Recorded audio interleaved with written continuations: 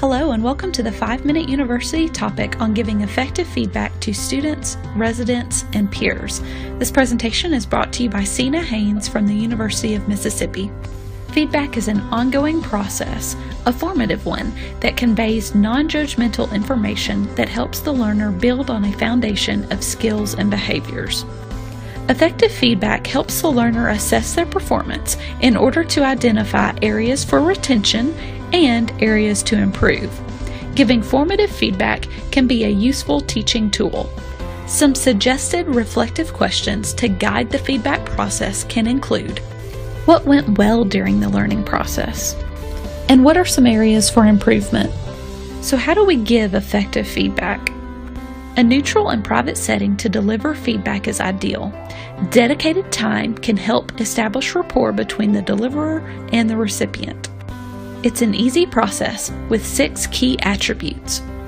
Ideally, feedback should be given as soon as possible. A good rule of thumb is to provide feedback within 72 hours of the observed experience. Proximity and time helps ensure that both the instructor and the learner can recall specific details. It can foster more questions to be asked and allows the instructor to provide needed clarification. Avoid using a negative tone. Be affirming yet corrective, and focus your conversation or written comments on what the recipient can actually do something about. Try to balance the content. This can help bolster confidence and keep the areas of opportunity for growth in perspective. It is helpful when you can provide an example of how to handle a situation better the next time it occurs. Also, be aware of your body language and tone of voice. Avoid vague or general statements, which can seem faint of praise or lack constructive statements. Focus on individual behaviors and not the individual. As mentioned previously, feedback should be given in private unless comments provided pertain to an entire class or all recipients involved in the learning experience.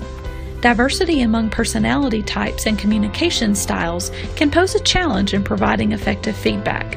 Consider the use of a personality assessment tool or communication style tool to aid you in adapting feedback to best suit the learner's style.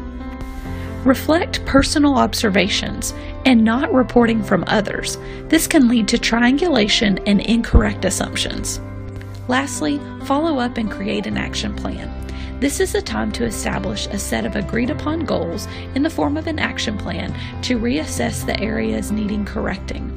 The action plan should help set performance expectations and should identify exactly what the consequences are for not meeting the agreed upon objectives.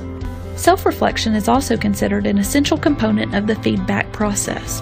Given the opportunity to discuss and provide input, individuals will often self-identify areas of improvement.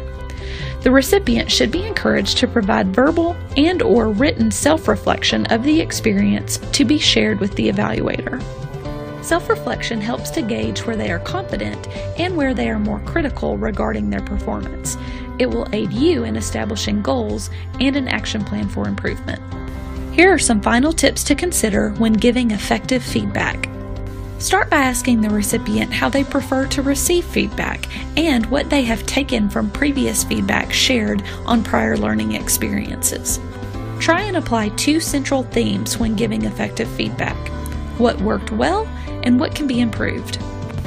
Delay giving feedback when it is emotionally charged.